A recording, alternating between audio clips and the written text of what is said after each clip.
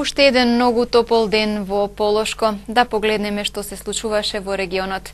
Тетовци кои живеат во горниот дел од градот повторно во овој период се соочуваат со недостиг на вода за пиење.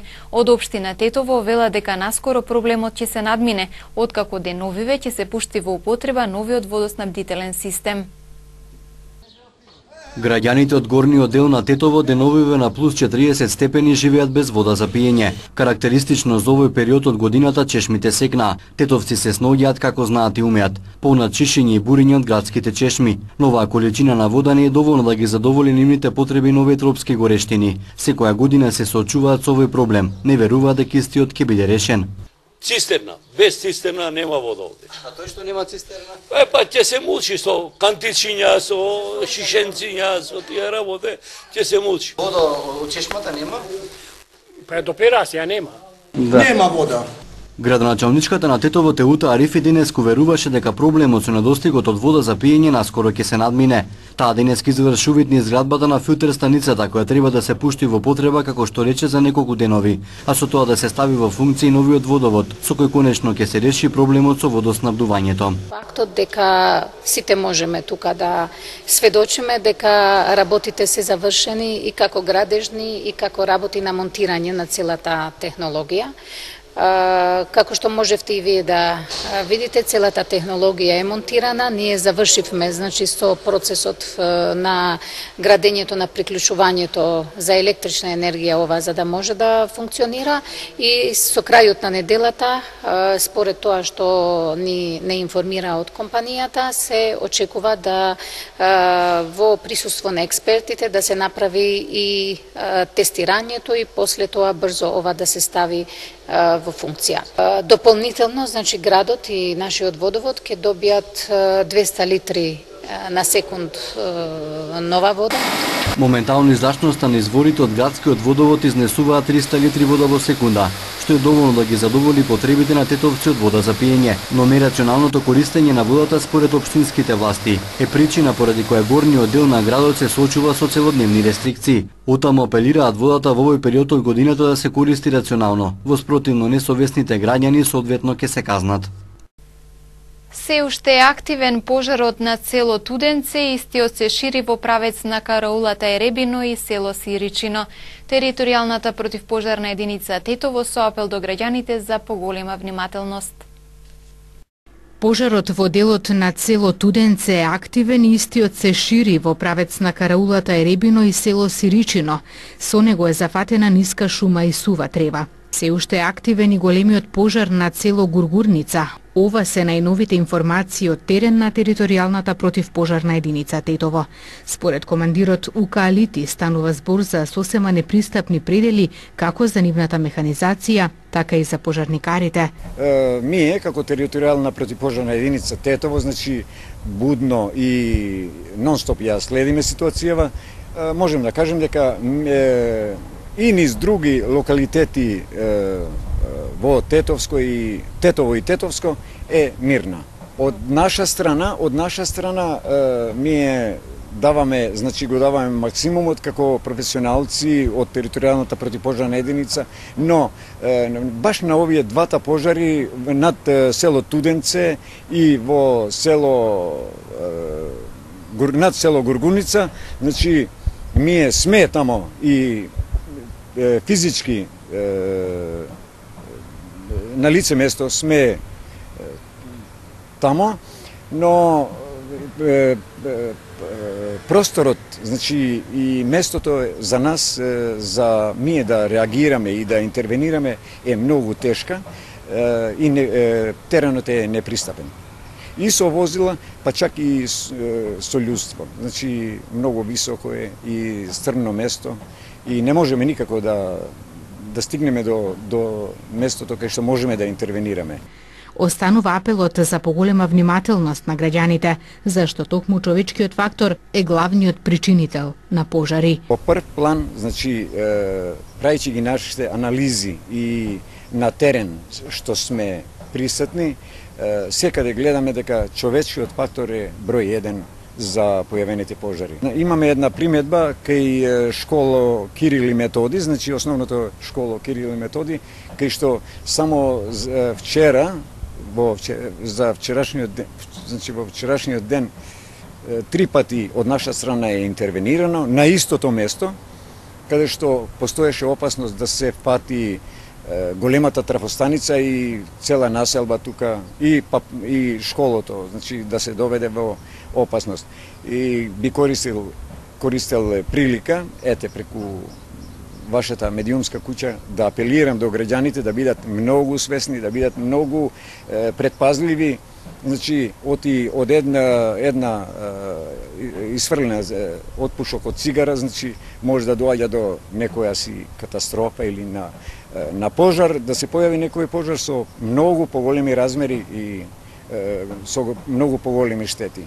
Инаку, според Центарот за управување со кризи, вчера било интервенирано со хеликоптер со 4 до 5 налети на територијата на општина Јегуновце, во селата Сиричино, Туденце и Копанце, на пожарот на отворен простор кој се шири кон Жеден.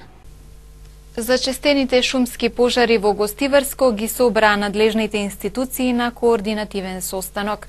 Во текот на викендот поголеми пожари имаше во населбата Фазанерија, како и во регионот меѓу селата Здуње и Јеловце, а гореше и во Корито. За среќа денес активни пожари нема. Во текот на викендот на Гостиварското подрачје се случија повеќе шумски пожари на различни локации, а во нивното гаснење беа вклучени авиони и хеликоптер. Од противпожарната единица велат постојано имале интервенции на терен и активни пожари во моментот нема. Имаме запалени суви треви на многу места, се приближуваат до куќи, до селата, интервенираме да спасиме се што можеме. Имаше во потегот помеѓу селото Здуње и Јеловци исто така поголем пожар. Во потегот на Фазанерија и Грудајца се го запалија и борот, што тоа е страшна работа, во близина да имаш бор, а да го запалиш. Исто така во ватерот на селото Корито пожарот од поречијата се приближи, ама не беше во опасно селото, интервенираме таму да се спаси нешто, ама пожарот беше се предалеко од селото. Така да во денеска веќе сите пожари се изгаснати, ние немаме на подрачјето на општина Гостивар активен пожар. Зголемениот број на шумски пожари во изминатите неколку дена на Гостиварското подрачје ги собра представниците на надлежните институции во Гостивар на координативен состанок. Се донесе да се заклучок да имаме соработка меѓу нас као пожарна, меѓу предпријатието кој стопанисува за шуми ШАР, меѓу дирекцијата за заштита и спасување и Центарот за управување со кризи, да се известуваме и пожарите да се гаснат навремено, да не се чекаме да се прошират. Така да ние од наша страна интервенираме веднаш што се појави, што е до нас, а до другите субјекти и тие треба да постапуваат во своите надлежности. Топлото време само по себе носи голем ризик од избувнување на пожари на отворено, но надлежните институции имаат индиции дека пожарите се подметнати. Од Дирекцијата за заштита и спасување потврдија дека постојат сомнежи за намерно палење на шумите. Повикаа на повисока свест и внимание, но и на поголема ангажираност на сите одговорни институции. Во текот на јули и првата недела од август во Гостиварско регистрирани се 95 пожари на отворен простор. Метеоролозите до петок најавуваат период на многу топло време и денес имавме високи температури од портокалова фаза, која ќе продолжи во наредните денови. Продолжуваат да важат препораките на Министерството за здравство за заштита од топлотен бран. До петок под влијание на многу топла воздушна маса, времето ќе биде претежно стабилно и многу топло. Утре во попладневните часови ќе има локално зголемување на облачноста и услови за изолирана појава на краткотраен дожд со ретки грмежи. УВ индексот и понатаму ќе биде многу висок, со вредност 9. Според прогнозираните температури во наредните денови, целата земја ќе биде во портокалова фаза, во однос на опасноста од високи температури. Промена на временската состојба се очекува од сабота, кога ќе има зголемување на облачноста и локален дожд со ретки грмежи. Ќе дува и засилен ветер, најпрво од југозападен, а во недела од северен правец. Во сабота максималната температура во земјава ќе биде во интервал од 32 до 39, а во недела од 28 до 34 степени. Инаку, согласно најавата на метеоалармот од Управата за хидрометеоролошки работи, дека територијата на целата држава ќе биде зафатена со многу високи температури од портокалова фаза. Министерството за здравство препорачува од работни обврски да бидат ослободени бремените жени и лицата над 60 годишна возраст, додека сите останати лица при појава на било каков здравствен проблем веднаш да се јават кај својот матичен лекар.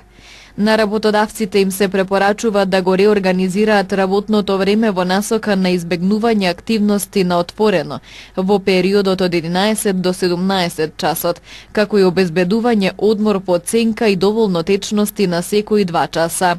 Министерството за здравство препорачува да не се одржуваат спортски активности на отворено во периодот од 11 до 17 часот, а особено се препорачува на установите за згрижување на деца да не ги изнесуваат децата на отворено и да не практикуваат физичка активност во истиот период. За граѓаните од целата држава, Министерството за здравство подсетува дека е потребно да ги почитуваат општите препораки за заштита од високи температури, како што се заштита од директна сончева изложеност, избегнување престој на отворено во периодот од 11 до 17 часот, носење светла и лесна облека, консумирање лесна храна и течности и хигиенски начин на подготовка на храната. На хронично болните лица се препорачува редовно земање на пропишаната терапија, а при појава на било каков здравствен проблем да го контактираат својот матичен лекар. Поради повисоките температури, потребен е повисок степен на внимание при подготовка и консумирање на храната. По повод православниот празник посветен на Света Петка, утре во патроната црква во Туденце ќе се одржи традиционален црковно-народен собир. Во среда во истата црква ќе биде извршен чинот на маслосвет. Традиционален црковно-народен собир ќе се одржи утре во црквата Света Петка во Туденце по повод патрониот празник. Чествувањето на денот посветен на Света Петка ќе започне со света богослужба во 7 часот, пошто во 9 часот ќе следи режење на кумските колачи принесени од годинешните кумови и одредување на кумовите за следната прослава. За сите присутни верници ќе биде приредена братско-сестринска трпеза на љубовта. Наредниот ден на 9 август, среда, во црквата Света Петка во Туденце ќе биде извршен чинот на маслосвет за верниците од овој регион со почеток во 9 часот и 30 минути. Црковниот одбор при црквата Света Петка во Туденце ги повикува верниците за што помасовно присуство на настаните.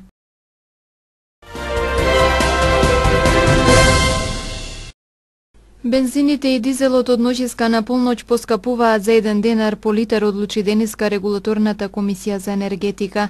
Со одлуката се врши зголемување на рафинериските и на малопродажните цени на нафтените деривати во просек за 3,58, односно 2,28%.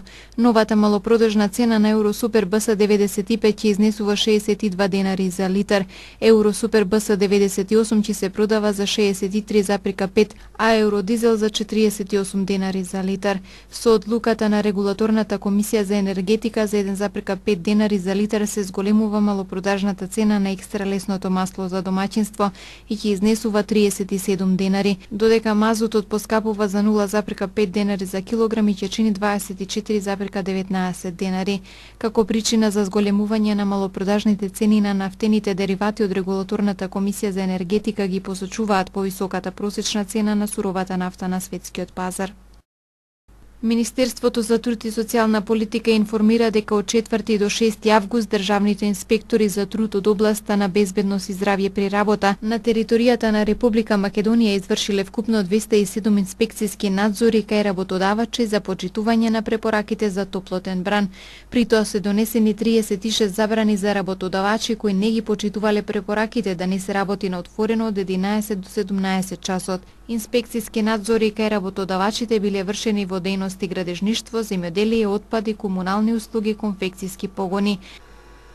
Хрватска има рок од 7 дена да ги повлече мерките со кои практично ја спушти рампата за увоз на земјоделски производи од земјите од регионот кои не се членки на Европската унија. Во спротивно ќе се соочи со контрамерки. Ова според извори на порталот avas.ba е договорено на состанокот на надлежните министри од регионот што го организира Мирко Шаровиќ, министер за надворешна трговија и економски односи на Босна и Херцеговина, а на кој учествува и македонскиот министер за земјоделство, шумарство и водостопанство Љупчо Николовски. Повод за овој состанок е стапувањето на сила на правилникот за инспекцијски надзор и контрола на ускладеноста на овошјето и зеленчукот на пазарните стандарди во Република Хрватска. Според новиот правилник, надомест за секој извршен инспекцијски надзор или контрола на секој вид овошје и зеленчук посебно, при прегледот на инспекцијата во Хрватска изнесува 2000 куни, што е еднакво на 270 евра, додека претходно изнесуваше 90 куни, односно 12 евра, што не представуваше големо оптоварување за извозниците.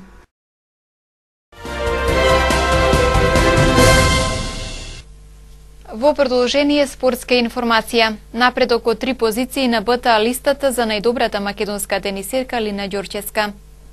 Најквалитетната македонска тенисерка Лина Ѓорчевска забележа напредок од 3 позиции на денешното најново рангирање на ВТА. Рекетот од Тетово, кој пред неколку дена го прослави својот 23 роден ден со вкупно 254 поени, е на 213-тото место во сингл, додека пак во конкуренција на двојки таа си ја задржа својата позиција на 152-то место со 480 поени. Втората македонка Магдалина Стоилковска назадуваше 6 места и сега е 1203-та тенисерка во светот. На самиот врв нема апсолутно никакви промени, па првите 5 места ги заземаат Плишкова, Халеп, Керкер, Мугуруза и Свитолина. Инаку Лина Ѓорчевска е прогласена за најдобра млада спортистка на Македонија за 2013 година од страна на Сојузот на спортови на Македонија и Агенцијата за млади и спорт. Во 2016 таа е прогласена за најдобра спортистка на Македонија од страна на Агенцијата за млади и спорт. Ѓорчевска стана првата македонска тенисерка која заиграла на Гранд Слем, и тоа во квалификациите на отвореното првенство на САД во 2016. Во 2017 на отвореното првенство на Австралија 2017 таа запиша 2 победи во првите 2 квалификацијски кола, но беше запрена во третото квалификацијско коло со швајцарката Стефани Фегеле.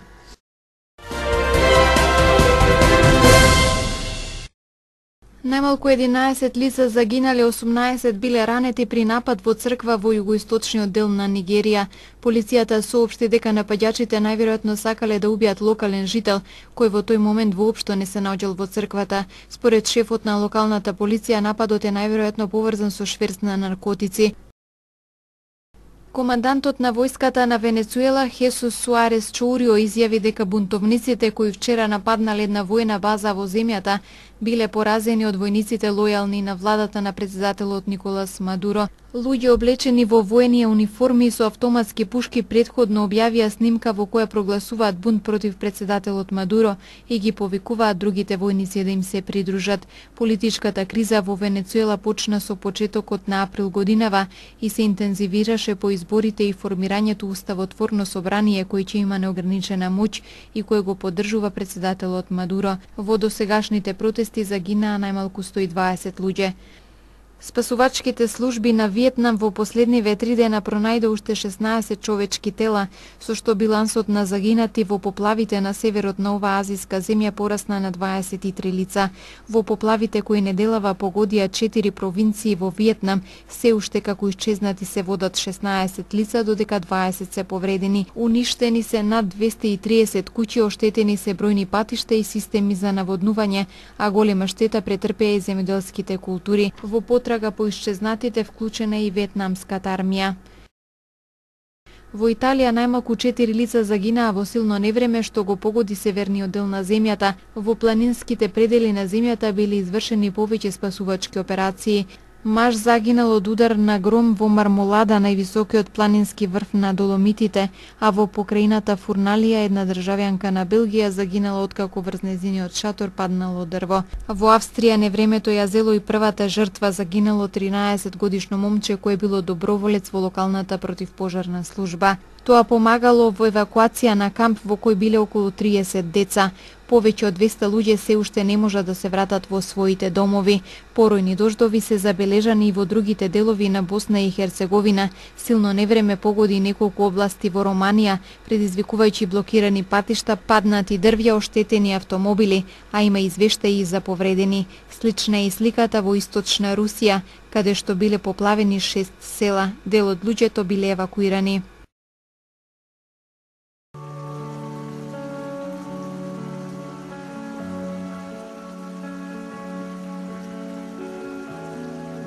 Времето денес беше сончево и многу топло. Утринската температура се движеше од 14 до 21 степен, а дневната од 34 до 41 степен. УВ индексот изнесуваше 9.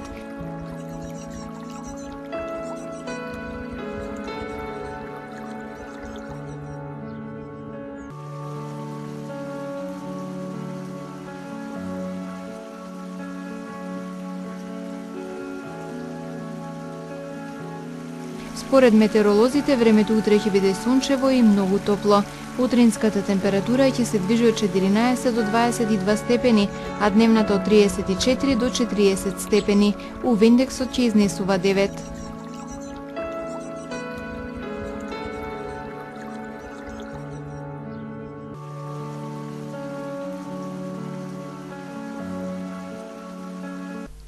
Тука е крајот на регионалните вести. Ви благодарам за вниманието и пријатно.